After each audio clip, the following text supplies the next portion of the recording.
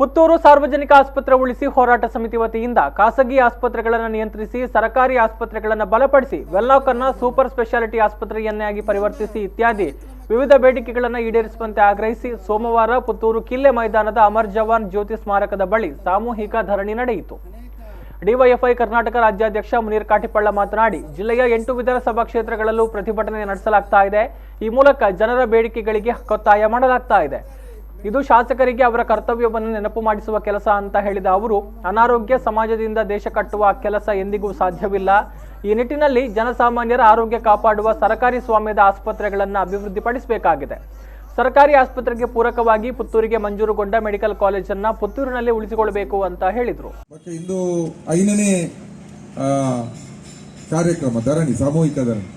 ದಕ್ಷಿಣ ಕನ್ನಡ ಜಿಲ್ಲೆದ ಎಡ್ಮ ಶಾಸಕರನ್ನ ಕಚೇರಿ ಎದುರುಡ್ಲ ಈ ಒಂದು ಸಾಮೂಹಿಕ ಧರಣಿ ಮಾಡ್ತದೆ.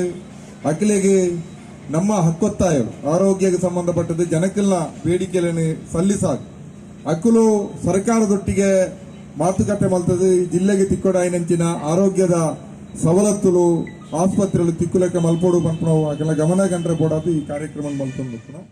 ಕಾರ್ಮಿಕರ ಸಂಘದ ನ್ಯಾಯವಾದಿ ಬಿಎಂ ಭಟ್ ಮಾತನಾಡಿ, ಪ್ರಸ್ತುತ ದಿನಗಳಲ್ಲಿ ಸರ್ಕಾರಿ ಆಸ್ಪತ್ರೆಯ ಬದಲು ಕಟ್ಟಡ ಮಾತ್ರ ಇದೆ. ಅಲ್ಲಿರುವ ವೈದ್ಯರು ಸೇರಿದಂತೆ ಎಲ್ಲರೂ ಕೂಡ ಖಾಸಗಿ ಗುತ್ತಿಗೆದಾರರ ಅಡಿಯಾಳಾಗಿದ್ದಾರೆ ಅಂತ ಆರೋಪಿಸಿದರು. ನಾವು ಸರ್ಕಾರಿ ಆಸ್ಪತ್ರೆ ಅಂತೇಳಿ ಹೋದ್ರೆ ಅಲ್ಲಿ ಕಸ ಗುಡಿಯೋನು ಕಾಂಟ್ರಾಕ್ಟ್ ಅಲ್ಲಿ ಖಾಸಗಿಯವನಲ್ಲಿದೆ.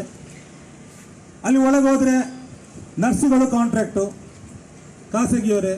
ಅಲ್ಲಿ ಇನ್ನೂ ಒಳಗೆ ಹೋದ್ರೆ ಡಾಕ್ಟರ್ಗಳು ಅವರು ಕೂಡ ಹೊರ ಔಟ್ಸೋರ್ಸಸ್. ಅಲ್ಲಿ ಸ್ಟಾಫ್ ನೋಡಿದ್ರೆ ಸ್ಟಾಫ್ ಅನ್ನು ಕೂಡ ಕಾಂಟ್ರಾಕ್ಟ್ ಬೇಸ್ ಕೊಟ್ಟಿದ್ದಾರೆ. ಈ ಕಾಂಟ್ರಾಕ್ಟ್ ವಹಿಸಿಕೊಳ್ಳೋರ ಹೆಚ್ಚಿಗೆ 90% ಖಾಸಗಿ ಆಸ್ಪತ್ರೆಯಲ್ಲಿ ಇರುವವರು. ಅಂದ್ರೆ ಇದು ಎಲ್ಲವನ್ನು ಕೂಡ ಇವತ್ತು ಖಾಸಗಿಗೆ ಉತ್ತೇಜನ ಕೊಡುವ ರೀತಿಯಲ್ಲಿ ಸರ್ಕಾರ ಆ ಖಾಸಗಿಯವರಿಗೆ ಉತ್ತೇಜನ ಕೊಡುವ ರೀತಿಯಲ್ಲಿ ಕೆಲಸ ಮಾಡ್ತಾ ಇರೋದನ್ನು ಜನ ಖಂಡಿಸುವಂತ ಈ ಒಂದು ಪ್ರಕ್ರಿಯೆ ಖಂಡಿತಕ್ಕೂ ಸ್ವಾಗತಾರ್ಹ ಬೆಳವಣಿಗೆ.